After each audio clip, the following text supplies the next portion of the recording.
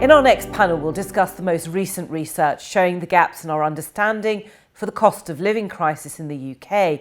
We'll explore how these data gaps hinder efforts to address the worst aspects of the crisis, and we'll look further ahead to ask how inadequacies in data infrastructure affect people in other nations around the world and what might be done about it. To chair the discussion, here's the ODI's Global Head of Policy, Resham Kotecha. Thank you so much, Navdeep, for that introduction. And I'm really excited to introduce a fantastic panel. As Navdeep mentioned, we at the ODI have just released earlier this year a cost of living report that looks at some of the issues around data gaps. So if you are listening, please do go and have a look if you haven't already. But I won't say more on it right now because I've got these four panelists to introduce to you.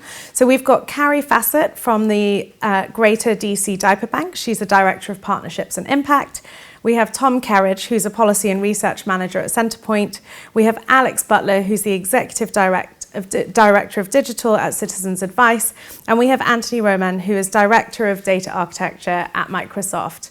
Now, I'll come to each of you, and I would ask if you could keep it relatively succinct, about a minute each, but you all just do such fascinating and relevant work to how we can use data to tackle some of the bigger societal issues. I think it'd be really helpful for people to understand a little bit about what you do before we get into the questions. So Carrie, could we start with you? Absolutely, thanks so much for having me. Our organization exists to alleviate and address diaper need throughout the greater Washington, D.C. metro area. And we do that by providing a regular and reliable source of diapers to families who need them. We use data, both a combination of open source and publicly available data and our own data to identify at a hyper-local level where those gaps are. And we use that information then to go find new partnerships to make sure that we can get diapers to families where it's needed. And we do that on a regular basis. We are constantly collecting that data and using publicly available data to identify those gaps. That's wonderful. Thank you, Carrie. And Tom, if I could come to you now. Well, thank you for having me. So at Centrepoint, we provide homelessness services, but we also do a lot of research and policy work around homelessness. And we can't do that unless we have an understanding of the true extent of youth homelessness in the UK. We do that in a number of ways, one of which principally is understanding how many young homeless people there are in the UK. And like Carrie said, we kind of do that at kind of very hyper local level, looking at the extent to which there is kind of youth homelessness by local authority area, but we also do it by region, looking at devolved nations and looking at the UK as a whole. And this really enables us to then understand, what it is that we need to look at and go forward to research next, and the extent to which I suppose youth homelessness really is a massive problem in the UK and a growing problem. Thank you so much, Tom. And there's so much I want to ask the two of you already, but I'm going to hold myself back just long enough for Alex and Anthony to tell us about what they do. So Alex, let's move to you. Hello, good afternoon, everyone. Speaking to you from Citizens Advice here in the centre of London at the moment. We are a national and federated charity. So although I work for the national organisation, we're affiliated with 251, I think at the last count, offices across the country. Some of them are quite small, some of them quite big, staffed by volunteers and paid for staff. And we offer a range of advice from consumer advice through to really quite complex advice around particularly the cost of living crisis at the moment. So we really come into our own at this time. We use data in a lot of ways. We're quite good at using it to tell stories at the policy level to try and influence what's happening out there and how we can support the many millions of people who are really struggling at the moment. But I think where we're still learning is how we can kind of really understand at quite a granular level how we can understand people's precise needs and how we can intervene in the right way. Thank you so much. And last but definitely not least, Anthony, can we come to you? Good morning. Thank you for having me. The Microsoft AI for Good Lab, we combine AI, data analytics, and data visualization with data sets from partner as well as data from Microsoft open data sets to address issues in the areas of digital equity, environmental sustainability, disaster response, health, and other areas related to social issues. One example in the area of disaster response, we leverage AI and geospatial data sets from our partners to map the damage caused by natural disasters and help partners such as the American Red Cross do their initial planning without having to have people on site to assess the affected area, which is critical for the efficient deployment of resources and aid. There are many other examples on this area. The commonality is for all the work that we do, data is at the center of it. Thank you so much. And Anthony, just to follow up on that, I mean, of course, you work for, one of the biggest companies in the world, one of the biggest tech companies.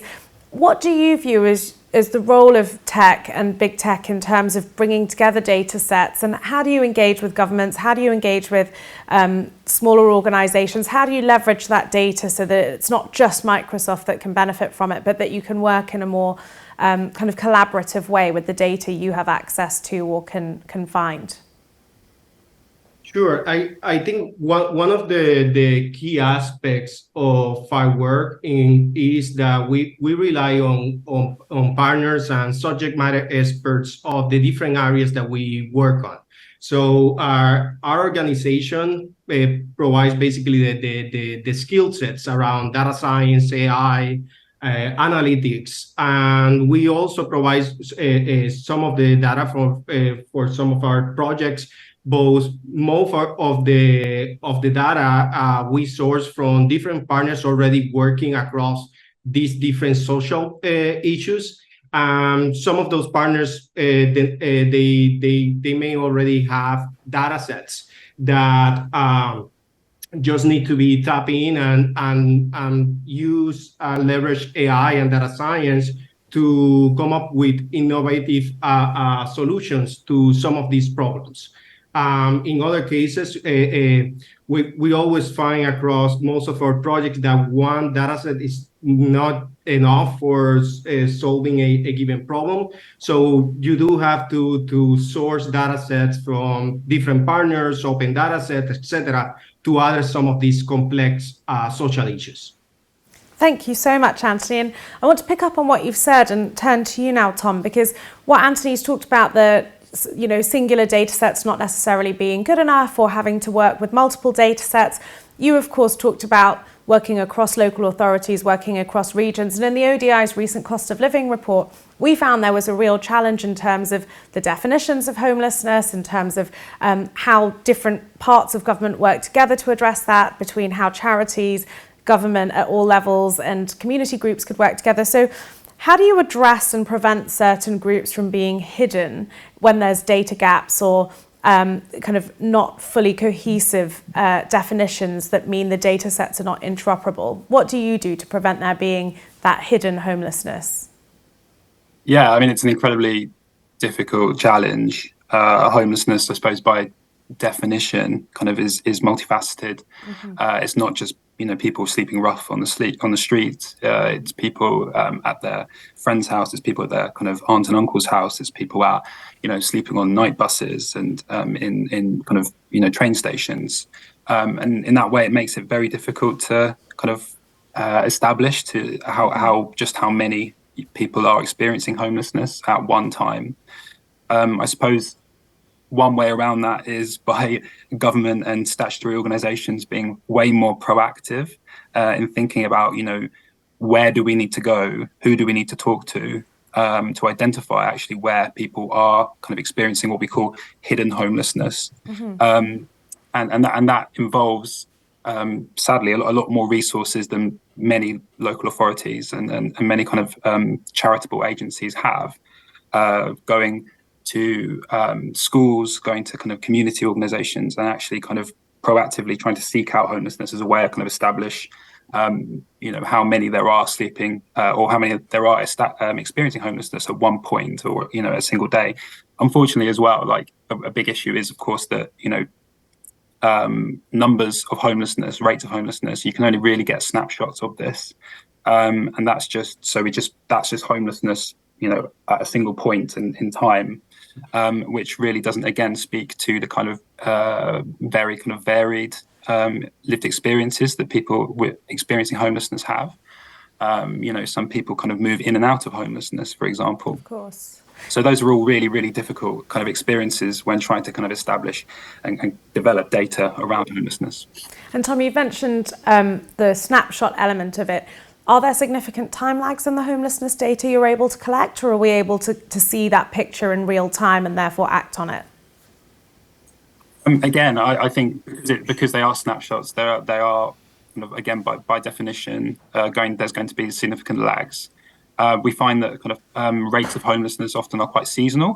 Mm-hmm. So, for example, a lot of the time, homelessness might seem to be going down before Christmas because families are trying to like stay together and not kind of break down over Christmas period. But then in January, February, that's when that kind of breakdown happens. So if you take, say, the period of November to February or something like that, whatever that quarter might be, that doesn't really give you like an accurate sense of how homelessness is or rates of homelessness are changing across that period. Thank you very much. And Carrie, I want to pick up on something Tom said about talking to community groups, getting data from different places. Were you nodding along? Was that something you find? How do you collect the data? You talked about targeted support. Where do you get that data from? And where are the gaps that you think could help you to deliver your work even more effectively?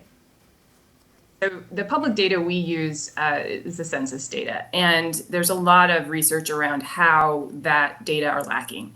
We know that it undercounts certain populations that we very much need to serve. And so what we do is we use that data, we use it as a low mark. We know that this is at least what we're trying to achieve, right, from a gap perspective. And then we work with partners who are in the communities that we are trying to serve, who have a much better sense, especially, and we ask them, are you working with these populations? Are you working with immigrants? Are you working with families of color? These are traditionally undercounted populations. And we look for partners who are specifically serving those populations. And they are the folks we work with to identify further need and also to distribute our product in those areas. So we can't do it alone and we can't rely on the data alone.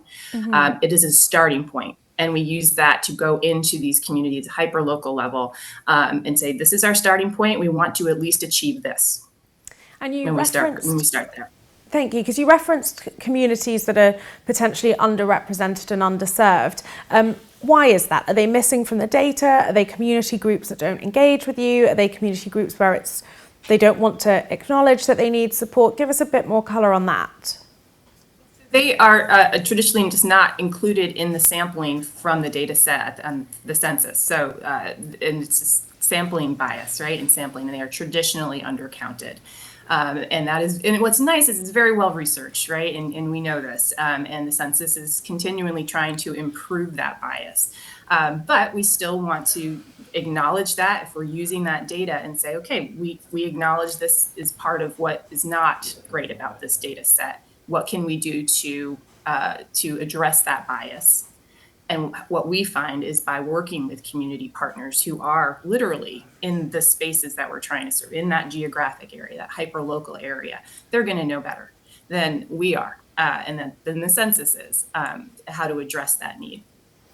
Absolutely. Thank you so much. And Alex, I imagine at Citizens Advice, you're getting the full spectrum of issues and challenges. How are you using data to tackle what I imagine is an incredibly broad range of needs and support that you could give and probably don't have the resource to manage everything? How do you do that? Well, it's a really good question. I mean, in some ways, we're very lucky because we have a really rich data set, just simply from the everyday interactions that we have with our clients. And we've invested in some good technology for collecting that in a way which allows us to use it in different ways, potentially with AI in the future to do some really quite good stuff. But I think we've got to be better at the way we collect data. I don't think we're quite capturing it in a way which allows us to be clever with it yet. And to get to the granularity. I mean, so I think when it gets to some of the more complex cases that we work with, there's a role for us to play much further up before our clients hit real crisis. And that is going to require us, I think, to work very closely with both public and civic organisations to find out, where we can signpost people to, where we can support them with digital products, or whether in fact we can just get them to the right advice in front of an advisor, and indeed, the ways that we can support our advisors in helping them with their clients. So there are lots of ways. I think we've got quite somewhere to go. One of the things that we have started to do is to partner with other organisations. So we've been doing some great work in partnership with the Joseph Rowntree Foundation and their question bank at the moment, which is helping us to do some of that data housekeeping to our own platforms. Well, that's great. You've answered the question I was about to ask, which is, when you say we're not very good at collecting the data or we're not doing it, we need to be cleverer with it, what did you mean? But you've just given me the neat answer to that. Anthony, you've heard people talking about some of the very real current challenges that they're trying to tackle, that exist in society. And I love the example you talked to us about using AI and tackling the climate change and the humanitarian crises. But can you give us a picture of some of the partnerships you're working on that use data to tackle perhaps, the less crises type of issues, but more the ones that are very real and damaging people's lives day to day? Yeah, well, there's, I would say one example that kind of associated to some of the things that we're talking about, data gaps and how you're creative about filling those gaps.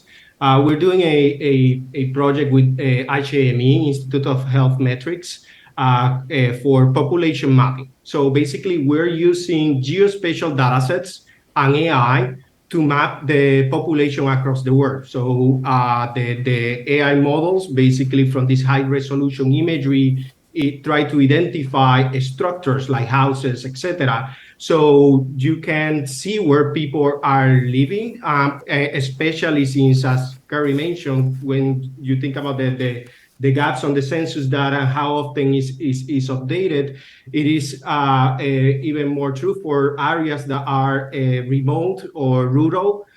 So having this ability to use now some other creative way of complementing this data by using AI and geospatial data for identifying where people are living, which is critical, for example, for government to be able to provide services such as food, clean water, etc. So we have some other partnership similar to that around renewable energies too, for mapping the wind and solar footprint across the globe, also with geospatial imagery, so we can see how we are progressing as a society on the renewable energy aspects. Thank you so much. So fascinating. And I'm sure there's lots of people in the questions, in the comment box asking questions. So I will turn to some of those. But Tom, I wanted to ask you, how much of an issue is trust in terms of data and the data ecosystem? Because I imagine when you're working with the people you're supporting and helping, you're collecting data on them, you're using that to support them. Is there an issue around the trust and the concern about how you might be handling that data or where it might be going? Yeah, I think there's always an issue. As kind of researchers, there's always a sense that you can't be kind of taking advantage of people to meet your own needs, and actually what needs to happen, kind of what your research and policy work needs to be kind of grounded on is a kind of sense of like social justice and equality. But I think perhaps a bigger issue might be kind of trust actually in the data itself, and when it comes to homelessness, because we've constantly come up against government statistics, government figures that just don't reflect reality. The kind of homelessness figures that they put out, the kind of statutory homeless figures they put out, really bear no reflection to the figures that we come up with, kind of in our own kind of policy and research work, and that's because government doesn't necessarily put in the resources, put in enough effort, and actually to trying to gather their data, to trying to collect their data. So I think that's probably where that kind of deficiency, the deficit in trust is, and I think should probably be interrogated. Thank you. And Alex, you've got this wealth of data. Are you using it to influence policymakers? Are you using it to create change, to support the people that really value and need your services?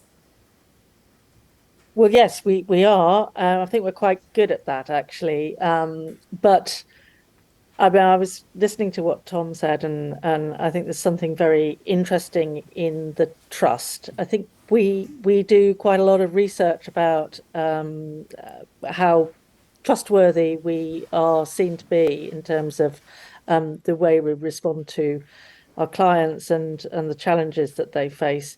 But there's we often get feedback that people think we're part of the government, and we have got a line to tread there as a campaigning organisation in an environment which is quite challenging at the moment, a policy environment which is quite challenging. And I won't make any political comment, but it's our data is out there for people to have a look. We've got a Tableau site which is there for anybody to go and have a look at, and I do encourage you to go and use that at will. But it's all there on the cost of living crisis and the impact that it's having on people at the moment, and the complexity of the issues that they're starting to face now as a direct result of some of those policy decisions that have been made over the last few years. We're in partnership with the Trussell Trust as well, and that's been quite an interesting coming together of data. We refer people to food banks, and what we've been trying to do is to join up those various bits of data to start really showing the entirety of the stories that people are the experiences that people are having at the moment. Fantastic, thank you. And Carrie, we've got some audience questions, and one that people seem very keen to hear about. And obviously we're talking about different governments, different people facing very difficult situations. In your view, how can we protect vulnerable people from data collection that could be harmful to them? Absolutely. So one thing we do here at the Diaper Bank is we're very, very transparent about our data collection guidelines and policies, and decided very early on, we're collecting data, we're going to tell you exactly what it is and why it is we're collecting it. We decided we don't need personally identifiable information. You don't need to provide your social security number, which is a unique identifier for us here in the States, to get a pack of diapers. We don't need that information. We don't want it. We were very, very deliberate about what we needed to collect in order to get the data we needed to identify those gaps and fill those gaps. And so the transparency piece is critical for us, making sure our data collection is never a barrier to services for families. All right, and letting our partners know and letting the families that we serve know what it is we do with the data that we collect, and how we use it. And those things we think help build trust in why we're asking. We don't ask for a lot of information, but we really do feel it's really important that people understand why we're asking for it. And people are happier to share it and understanding, or do you feel like there's pushback once you explain that there are certain bits of information people don't want to share? So honestly, we're not asking for anything more than someone's zip code. We don't want names. We don't want addresses. We simply want to know that diapers went to a family and to babies in a particular zip code, which is a smaller geographic area. But we have never gotten pushback on that level. I think people understand we're trying to meet and fill gaps that are vast, right? The amount of not just diaper need, but basic need around is vast. It has a lot to do with cost of living increase. And so if they understand we're using this data to get more product out and to get it to the families that need it, there is understanding and there has not been pushback. Thank you so much. And Tom, I'm going to come back to you with this audience question that I think you probably have thoughts on. But the question is, how do we ensure that data can help address rather than obfuscate the underlying political inaction that can cause them? I suppose the obvious answer would be by trying to get accurate data and trying to ensure that your data is as inclusive of those hard to reach populations, particularly when it comes to things like homelessness, as possible. Only then can you really seek to address the underlying issues that, obviously I do research and policy work around homelessness. So there are multifaceted underlying issues that contribute towards someone's experience of homelessness. But without that data, without the understanding of where the homelessness is and the extent to which, there are particular pockets or types of people experiencing homelessness in certain areas, you can't really seek to address those, I guess, systemic factors that contribute towards it. I think that's probably the most important thing from my perspective. Thank you. And Anthony, it's really fascinating because you're all working in partnerships in different ways to tackle societal needs. But you talked about tidying up data very early on. You talked about the interoperability. What do you do and how are you acting around the data gaps? Are you using synthetic data? Are you going elsewhere to find the data that you need? How are you managing these partnerships? So it varies by the different type of work that we do, but in general, the first thing that we do is try to find the data by creating partnerships with organizations that are already working on the social issues that we are involved in. In some cases, that may still not be enough. As I mentioned, for some of the work that we're doing with IHME, in there basically we are generating the data using AI and building models that creates a data sets of the population density and where people are living, and the same with renewable energies. And in other areas, we do a combination of open data sets and data sets even from Microsoft. For example, we released a long time ago a dashboard to showcase the disparities of broadband access across the US. And broadband access is an important thing even more now as in the AI era that we live in, and many services like education are provided in an online format.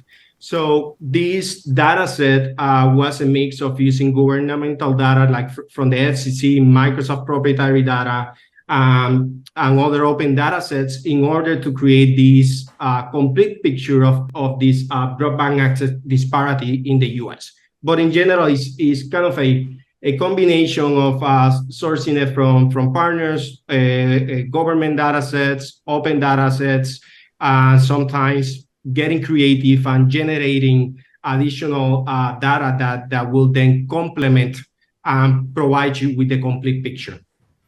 Thank you so much. And the ODI has done work on digital exclusion and the impact that will have, because of course, like we talk about data gaps and entrenching inequality with bias data, we can also forget that there are people that just don't have access. So we've only got a couple of minutes left. So I've got the final question for each of you. It's the one I love to ask because I think it's a fun one as a policy person, I would. So the question is, if you were Prime Minister or President, what one thing would you change around data to support and address the societal issues that you're tackling? So just one thing if you had that powerful job for the day. So, Alex, I'll start with you. I was hoping you wouldn't start with me, but I do have one thought. I'm not sure it's fully formed yet. One of the things that we've discovered, actually, as we started to play around with AI and the implications for us, is that because of the way citizens' advice works, staffed by volunteers across the country, we have very, very different demographics in all our areas, and our human advisors, obviously we work hard not to bring bias into those interactions with our clients, but we're human beings and it happens, and we've discovered in our work that actually AI is much better at being able to spot bias than we are. And we think there's something really interesting in that. So if I were Prime Minister, I think I would start applying some of that kind of really good, rigorous thinking to the way that we deliver our services. Amazing. Thank you. Tom, how about you? Well, a lot of the kind of quantitative research we do involves sending out lots of freedom of information requests to local authorities and other kind of public organizations.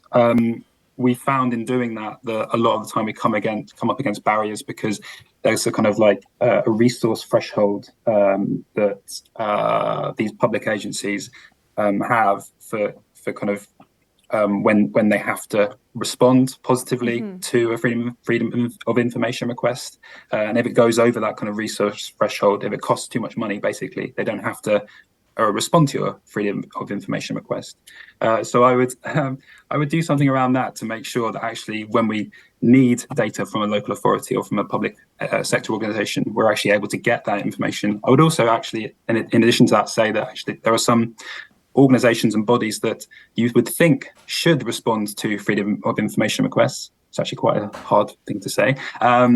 Like housing associations, for example, they're not mandated to do that, which means that we aren't able to get lots and lots of data around kind of like the housing situations of people who've experienced homelessness.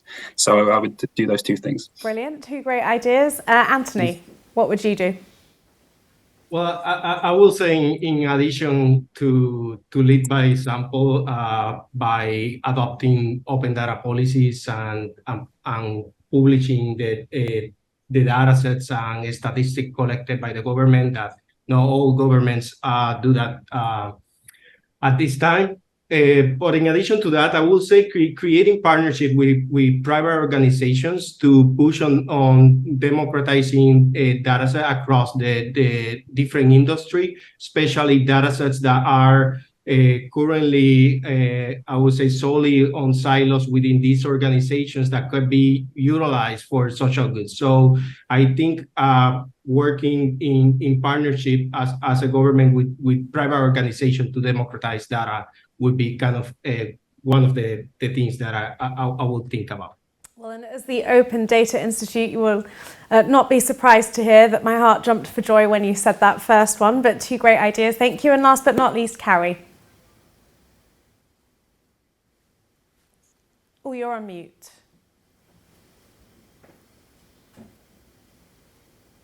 So sorry. That's all right. I would fund our Census Bureau beyond so that they can work on issues of bias and better sampling and make the data as useful and accurate as possible. And I would also invest more in AI policy to make sure that that remains useful and safe for everyone.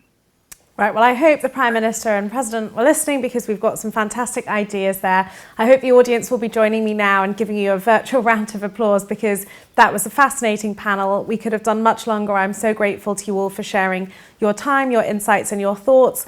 Please do follow up and look at the reports, the trackers and all the work these brilliant people are doing. And thank you so much for your time. Thank you.